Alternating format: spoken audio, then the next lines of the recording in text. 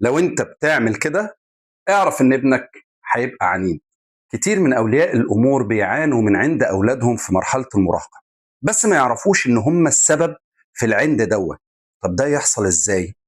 لو حضرتك او حضرتك ما بتسمعيش ابنك وبنتك بالشكل الصحيح. يعني هو عايز يتكلم وعايز يعبر عن اللي جواه، ولكن للاسف مش بتديله فرصه انه يتكلم وانها تتكلم. وكل ما يتكلم على طول حضرتك تجري على طول وتلومي وتغلطي.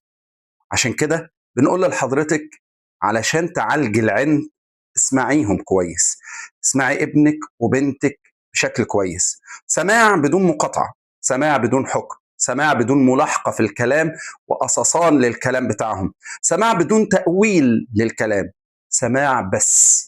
أنا حابة أسمعك وبس. جربوا الأمر دوت واكتبوا لي في الكومنتات إيه الأخبار. السلام عليكم.